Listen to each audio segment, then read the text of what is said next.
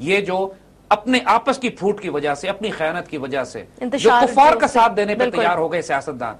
کہ جنہوں نے مکتی بانی اور مجیب الرحمان کا ساتھ دیا اور اپنے ہی حکمرانوں کے تختے الٹے، اس کے نتیجے میں اب ایسی سٹیج آ گئی ہے کہ پوری قوم کے علماء، دانشور، سیاستدان، حکمران یہ سب ذمہ دار ہیں اس گناہ کے، اب ان کو سخت قاتلانہ سزا دی جائے گی، اور یہی ہوئی۔ نعمت اللہ کہتے ہیں اگین حیرت انگیز، دیکھیے ایک شعر یہاں پہ ہے کہ اسلام کا نعرہ 23 سال تک بلند رہے گا، نعرہ اسلام بلند شد 20 تو سے ادوار چرخ، چرخی کے 23 سال 23 دور گزریں گے،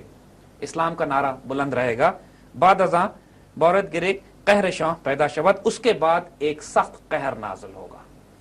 1947 سے لے کر 1971 تک 23 سال بنتے ہیں، بالکل 23 سال تک یہ چرخی کے جو 23 دور چلیں گے اس میں اسلام کا نعرہ بلند رہے گا، لیکن اس کے بعد ایک قتل و غارت کے دور کا آغاز ہوگا، سزا کا آغاز ہوگا مسلمانوں کا، ایک بربادی کی تقدیر ظاہر ہوگی۔ And we can see that کہ 1971 میں ایسٹ پاکستان ہمارے ہاتھ سے نکلتا ہے، اور پھر سقوط ڈھاکہ ہوتا ہے، the fall of ڈھاکہ 16 دسمبر 71، ہماری تاریخ کا ایک بڑا قاتلانہ، بڑا تکلیف دہ دن ہمارے لیے۔ اب اس کو نعمت اللہ فرماتے ہیں کہ اس حکم میں مسلمان جان سے مارے جائیں گے، بہت یہ جو حکم آئے گا اللہ تعالیٰ کی طرف سے، اس میں مسلمان کو شدید نقصان ہوگا، جان سے مارے جائیں گے، گرتے پڑتے اٹھتے ہوں گے، اپنے آپ کو سنبھالنے کی کوشش کر رہے ہوں گے، ری گروپ کرنے کی کوشش ہو رہے ہوں گے، اور ایک ہندو قوم جو نیزہ بند ہوگی، ہتھیار لے کر مسلمانوں پر چاروں طرف سے حملہ آور ہوگی۔ دیکھیں ایسٹ پاکستان میں ایگزیکٹلی یہی ہوا کہ مسلمان سٹرگل کر رہے تھے، ڈیسپریٹ تھے اپنے آپ کو سروائیو کرنے کے لیے، ہماری 40,000 کی عام فورسز چاروں طرف بکھری ہوئی تھیں، مکتی بانی سے بھی لڑنا پڑ رہا تھا ان کو، لاکھوں کی تعداد میں انڈین فورسز بھی چاروں طرف سے حملہ آور ہوئی، تمام پوری طرح سے مسائل میں گھر گئے، اور مسلمانوں کے پاس کوئی سپلائی روٹس نہیں تھے، کوئی ایئر پاور نہیں تھی، ہمارے پاس کوئی آرٹلری، کوئی آرمر نہیں تھا، کوئی نیول ہمارے پاس سپورٹ نہیں تھی، ہم چاروں کوئی انٹرنیشنل سپورٹ ڈپلومیسی ہمیں نہیں مل رہی تھی، ہندو چاروں طرف سے گھیر کر ہم کو ہمارے اوپر حملہ آور ہوئے تھے۔ اور پھر کہتے ہیں، اور دیکھیے عجیب و غریب شعر ہے، مشرق شود خراب ہے، مشرق خراب ہو جائے گا، مشرق شود خراب ہے، افتاں شون خیزاں از سوری مشرق شود خراب ہے از مکر ہیلا کارا، مغرب و ہند گریا برفیل سنگ دلانا، مشرق تباہ برباد ہو جائے گا، اور مغرب اور ہند اس کے اوپر بہت روئیں گے۔ ہند کا مطلب ہے، مغرب کا مطلب ہے مغرب کے مسلمان اور ہند کے مسلمان، پاکستان اور انڈیا کے مسلمان بھی، right. جو انڈیا کے مسلمانوں سے ہمدردی رکھنے والے ہیں وہ اس پر بہت بری طرح روئیں گے۔ مشرق میں نقصان ہوگا، مغرب اور ہند روئیں گے، ایسٹ پاکستان میں نقصان ہوگا، مشرق کے مسلمانوں کو نقصان ہوگا، اور مغرب کے مسلمان اور ہند کے مسلمان جو سنسیئر ہیں اللہ کے دین کے ساتھ وہ روئیں گے۔ How true. یہ ایک سٹننگ ایکسپلینیشن ہے 1971 کے کرائسس کی، کہ جو ہم پر نازل ہوا، جو ہمیں تکلیف ہوئی۔ کہتے ہیں مسلمانوں کی جان اور جائیداد سستی ہو جائے گی، اور گہرے سمندر کی طرح مسلمانوں کا خون جاری ہوگا۔ 1971 میں جب مجیب الرحمان اور مکتی بانی نے 15 مارچ کے بعد اعلان بغاوت کیا، تو ایک مہینے کے اندر اندر 6 لاکھ سے زائد ویسٹ پاکستان کے مسلمان یا پرو پاکستان مسلمان مردوں، عورتوں، بچوں کو ذبح کیا گیا وہاں پہ۔ مکتی بانی کے گنڈوں نے آلموسٹ 1 ملین، 250,000، 500,000 to 1 ملین مسلمان جن کا کوئی اکاؤنٹ نہیں ہے ایسٹ پاکستان کے اندر، جو پاکستان کو سپورٹ کر رہے تھے، ایسے ذبح کیا گیا۔ دریاؤں میں، سمندروں میں مسلمانوں کی لاشیں ایسی گم ہوئی کہ پتہ بھی نہیں چلا کہ وہ گئے کدھر۔ اس کے بعد آرمی کو ایکشن کرنا پڑا مکتی بانی کے خلاف، جو 8 مہینے ایکشن چلا، اور نومبر میں جب پاکستان آرمی نے تقریباً قابو پا لیا تھا مکتی بانی کو، تو انڈینز نے پھر چاروں طرف سے انویژن کی، اور وہ پاکستان آرمی جو اتنے عرصے سے بغیر سپلائز کے جنگلوں میں لڑ رہی تھی، 40,000 کی فوج کے سامنے اگر 4 لاکھ کے قریب، 5 لاکھ کے قریب فوج چاروں طرف سے آئے، جو کہ فلی آرمڈ ہو، فلی ایئر پروٹیکٹڈ ہو، بالکل، پھر اس نے کیا کرنا ہے، یہ پورا واقعہ۔ اور دیکھیے اس پہ ایک عجیب و غریب شعر اور ہے، نعمت اللہ شاہ ولی کا فرماتے ہیں، شہر عظیم باشد اعظم ترین مقتل، صد کربلا چوں کربل باشد بخانہ خانہ، مسلمانوں کا سب سے بڑا شہر ایک بہت بڑا مقتل بن جائے گا، قتل گاہ بن جائے گا،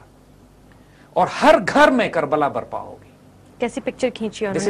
دس از ڈھاکہ آفٹر 16 دسمبر۔ ڈھاکہ میں جس طرح پورے شہر کے اندر انہوں نے ذبح خانے بنائے، جہاں انہوں نے پرو پاکستان مسلمانوں کو ذبح کر تماشے لگائے جاتے تھے باقاعدہ، ہزاروں کی تعداد میں، خاص طور پہ ڈھاکہ ریس کورس میں تماشے لگتے تھے، لوگ کھڑے ہو کے اس طرح جس طرح جانوروں کو ذبح کرتے ہیں اس طرح جانوروں کو ذبح کیا جاتا، پاکستانی سپاہیوں کو، ہماری یا پرو پاکستان بنگالیز کو ذبح کیا جاتا تھا. ہمارے البدر اور الشمس کی جو رضاکار ملیٹنٹ آرگنائزیشنز تھی، مجاہدین گروپس تھے جو پاکستان کو سپورٹ کر رہی تھی، ان بنگالیوں کی جو پرو پاکستانی تھے، اس بے دردی سے ان کو قتل کیا گیا. کربلا کی مانند انہوں نے کربلا مچی تھی لٹرلی پورے ایسٹ پاکستان میں، کربلا مچی. ڈھاکہ میں تو خاص طور پہ کیونکہ مسلمانوں کا سب سے بڑا شہر ڈھاکہ تھا اس وقت، ڈھاکہ تھا بالکل، اور اس میں شہر اعظم کی انہوں نے بات کی، مسلمانوں کا ایک بہت بڑا شہر مقتل بنے گا، گھر گھر کربلا ہوگی.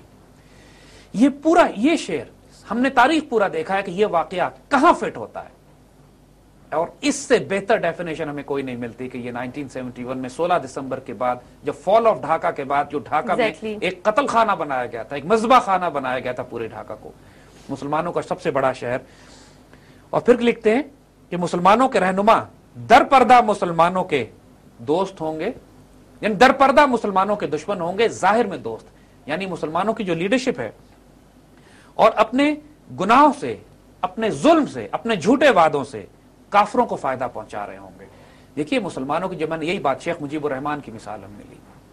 پاکستان کے سیاسی حکمرانوں کی ہم نے اس وقت بات کی کہ جو ظاہراً مسلمانوں کے دوست بنے ہوئے تھے. مجیب الرحمان یہ کہہ رہا تھا کہ میں بنگلہ دیش کے مسلمانوں کا بڑا، پاکستان کے اندر جو سیاسی لیڈر تھے جو مجیب الرحمان کا ساتھ دے رہے تھے، وہ اندر سے ملے ہوئے تھے ہمارے دشمنوں کے اور ساتھ. ان سب کی سازشیں یہ تھیں. اس میں کوئی شبہ نہیں ہے کہ پاکستان کی قیادت نے بدترین خیانت کی اس وقت مسلمانوں کے ساتھ اور پاکستان کے ساتھ،